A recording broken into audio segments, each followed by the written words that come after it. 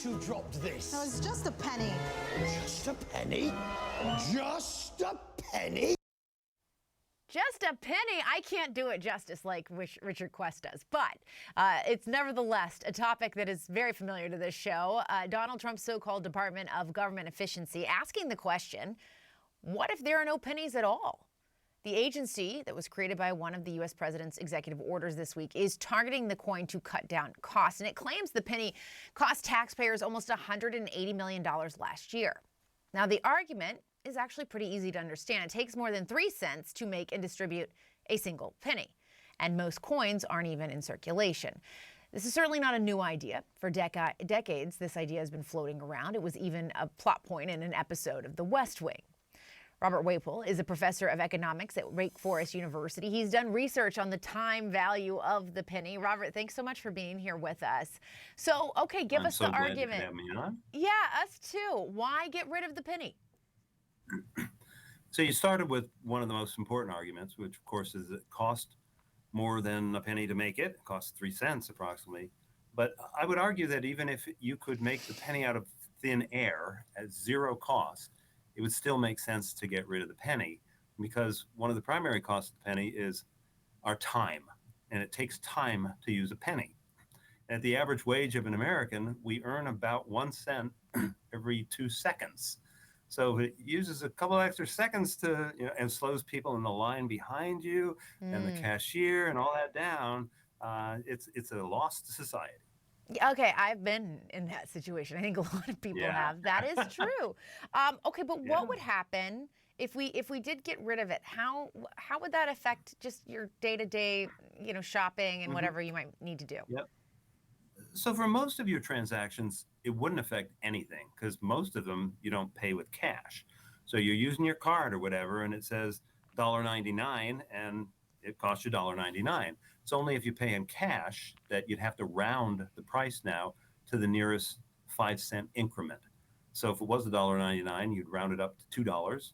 But let's say it was $2.02, you'd round it down to $2 in that case.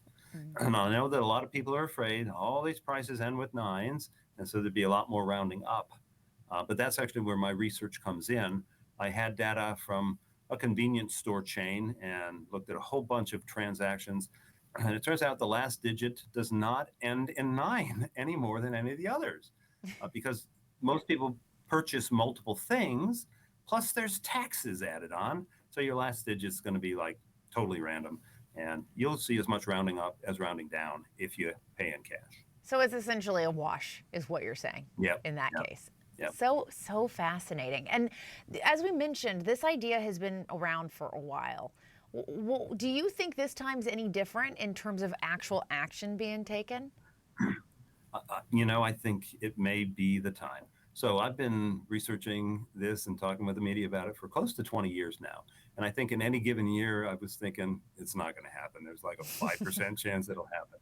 But now it's on the radar, and we got this Doge thing for good or for ill, and they're going to do some things. And I think this would be kind of a high profile thing they would do. And I don't think too many people complain about it because they've gotten rid of the cent piece just about everywhere else. Canada got rid of theirs over a decade ago, and people were like, shrug their shoulders. Okay, no difference one way or the other. Most of the European countries have gotten rid of their 1 cent. And so I don't see any problems that we'd run into. And it does bring up this broader question. I was just thinking as you were kind of painting the picture of standing in line at a drugstore, convenience store, whatever the case may be. I use Apple Pay a lot, just tapping the phone. I don't even use the physical card much anymore. Do you think we're moving to a point where actual cash starts to fall by the wayside? I mean, some places won't even accept cash as a payment anymore.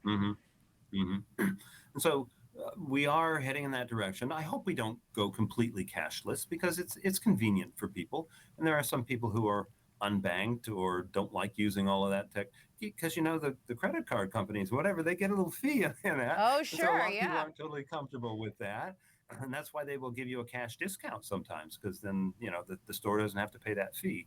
So what I like is a lot of different options, and, pay with Apple or pay some other card or write a check. I still write the occasional check, usually for charities, but, and then it'd be nice to have cash as well.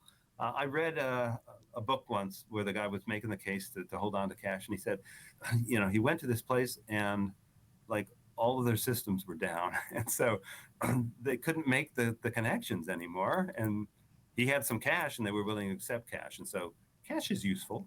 It is. I mean, I guess that's a good point. And this, even today, that it will always get you out of a bind. That's for sure. Robert Whaples, thank you so much. That's all so interesting. We really appreciate it. Thank you for having me on.